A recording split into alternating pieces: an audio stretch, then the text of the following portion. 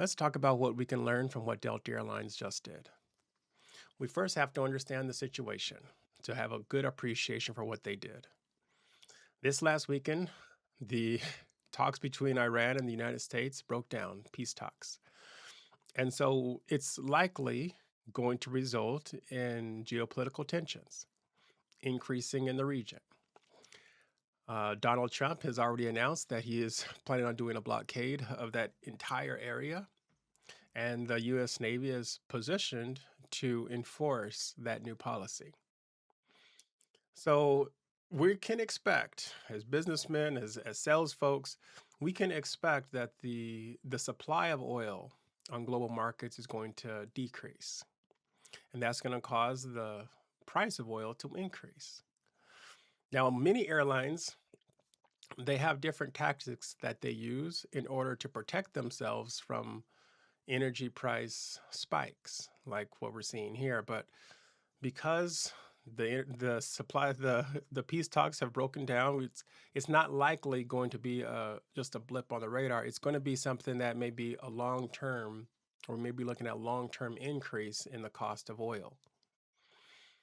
So a lot of airlines, they see that coming, and so they see that as a challenge. It's something that it's a headwind that they're going to have to overcome if they want to remain profitable. When you think about what's happening in politics in our country, we just had an extended period of time where it was a complete mess with TSA. There was lack of funding coming out of Congress, and folks couldn't get their ducks in a row. And it was a complete mess when you went into the airport. Some planes had to take off with a lot less people, which means a lot less profit, a lot less revenue, so on and so forth. And so the challenges that airlines are experiencing, the challenges that they're facing, it's not just geopolitical, it's not just out there, it's also in our country with respect to the politics and with the policies that are being implemented. And then there's this thing with the FAA.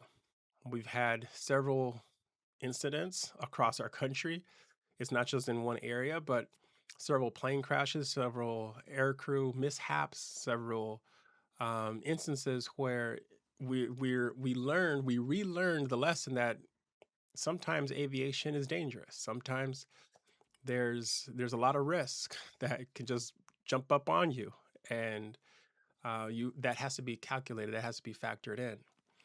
Um, Airlines are going to have to either increase crew training. They're going to have to find a way to advocate and lobby Congress to increase the resources that the FAA has access to in order to prevent some of these mishaps from happening in the future that obviously damage the consumer sentiment and make it more difficult to run a profitable airline.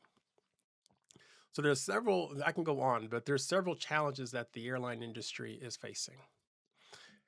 And certain executives, when they experience challenges in their industry that make it more difficult for them to create profits that exceed expectations, makes it some of these challenges make it more difficult to deliver high quality services and produce high quality products.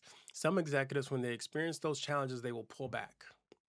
They will lay off teams. They will stop projects. They will pull out of investments. They will essentially bunker in. They have like the bunker mentality. We have to make sure that we keep our heads down and our and everything in, like, keep everything out of the market. Some executives, when they experience challenges, I don't want to say that they're cowards. I don't want to say that they're scared, but some of them act as if they are cowards. Some executives act as if they are cowards. They exhibit the behavior. I'm not saying if they are or not, but they exhibit the behavior because they pull away from their plans. They pull away from their strategy. They pull away from their roadmap. They pull away from their people. They pull resources, and I can just imagine being in their mind. They tell themselves, if I don't spend, I won't lose. If I don't invest, I won't lose. And if I don't lose, I'll survive. Some executives think like that. And then there's another type of executive on the other side of the spectrum that when they experience challenges in their industry, when they experience hard times, that executive will evaluate the situation. They will process the information, they'll analyze it, they will incorporate the new data into their models, and then they will double down on their investments. They might tweak them a little bit, but the investment essentially stays the same. They may adjust their 5-year plan, but their 5-year plan essentially stays the same. It just gets more refined. It gets more attributes of reality in it. Their strategy doesn't necessarily change in a significant way. It just gets more refined. It gets the new data, the new challenges, the solutions to those challenges, the ways that you're going to mitigate those challenges. Some executives incorporate the new information into their current strategy, and their strategy becomes a more robust version of the previous version. It just becomes more robust. And those are the companies that I love to work for. Those are the organizations that I love to work for. I believe the United States Air Force does a good job of doing that. We have great leaders, great managers, great staff that are part of the United States Air Force. I'll speak for them specifically, but I know it's across a lot of the branches of the military. It's like that in the Big Four consulting world. When you're rolling on project teams, there's a lot of great executives out there that when they see a challenge or when they experience a problem that's affecting the entire industry, they're able to look at that problem and see the opportunity in it. And then they invest in the professional development of their people. They invest in the new technology. They invest in the new way of doing business. And they take that opportunity to the market. They see opportunity, they take advantage of that opportunity, and then they're able to generate revenue and create profits that exceed expectations from it. I believe that the reason why I'm so excited about this Delta Airlines story is because Delta Airlines is showing us that is the type of executive that they have working at their company. Delta Airlines has announced that they're rolling out the Delta One Premium Suite on a lot of their first class and their premium cabins. This is significant because in the Delta One Suite, guess what? You're going to be able to roll over. You're going to be able to go to sleep on those long haul flights. The entertainment and the entertainment system, it's way more upgraded than the previous version. It looks a lot sleeker. The experience, you can tell that they really crafted the space. They really designed the space. These premium cabins, they really designed the space for your comfort. So it feels as if you have the money, if you're a successful person and you're doing your thing, if you're able to afford one of these premium suites, your air travel experience is going to be much better than what it was before.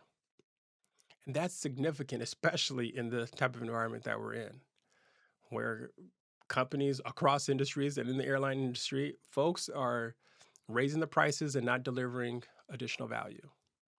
They are cutting the services and not delivering additional value. There's shrinkflation happening. There's inflation happening. There's all different types of tricks to try to nickel and dime you. And while you consume the same quality of services, they'll charge you the same for less services, or they'll charge you more for the same services. It's a messed up situation out there. And I believe a lot of executives make a mistake by trying to cut their way into profitability or cut their way into the future. Delta Airlines has shown, based on this announcement they have just made, that in 2027, when these seats and these suites are more popular and they've been rolled out across their entire fleet, when they have been fully implemented this initiative, the quality of your air travel is going to increase. The quality of your experience is going to increase. And I believe that's something that makes Delta Airlines stand out in that race for that premium, top tier, corporate business traveler client across the world. People want excellent experiences. People want excellent products. We love companies that pursue excellence in everything that we do. We love companies like that. We love companies that come out with new things, and not just new things that are the best or that are new for our country. We like companies that develop new things that can revolutionize the way we experience air travel. We like companies that come up with brand new ideas, brand new experiences and brand new products. Of course, it's easy to iterate, right? It's easy to take a leg up on what already exists, right? But it says something to say, you know what, I'm going to iterate. I'm going to create something new that's going to enhance the experience of my clients and in the market. And I believe that's exactly what Delta Airlines is doing. Now, what we can learn from it. We face individually, we face hard times, we face challenges. When you're trying to make a sale, when you're trying to do your job, it's going to get more difficult to do your job as prices increase, as the economy is what it is, as in this political environment. It's kind of crazy out there, but it's going to be more challenging for you to do what you did that you were able to achieve last year. It's not going to get any easier, unfortunately. But it's in these times when we have a decision to make. Either we can say, you know what, we're experiencing challenges, we're experiencing problems, we're feeling burned out, the competition is getting stiffer, technology is disrupting the way I do, the way I perform my job. There's people on my team that are uncooperative. You can go on and on about the challenges that you face. And you can decide, you know what, I'm going to pull away from my career. I'm going to pull away from my job. I'm going to pull away from my dreams. You can decide to be like some of those executives, and you can decide, you know what, I'm going to disengage from life. Or what you can do, you can decide, you know what, it doesn't matter what challenge I face. It doesn't matter what issues I have to deal with. It doesn't matter what obstacles I'm going to have to overcome. It doesn't matter how long I'm going to have to work. I'm going to achieve my career goals. I'm going to achieve the things that I set out for myself. I'm going to close those deals. I'm going to close those opportunities. I'm going to find those customers. I'm going to find those prospects, and I'm going to do the things that I need to do in order so that I can live the quality of life that I want to live. I know it's possible. You just have a decision to make. And when you're ready to make that decision, you will know, because your entire life will feel like it is clear. Your priorities will become clearer. What should I do next? That question, you're going to already have the answer to it. You say, I already know what I got to do next. You're going to find that you get really busy. When you make that decision to say, you know what, I'm not going to give up. I'm not going to quit.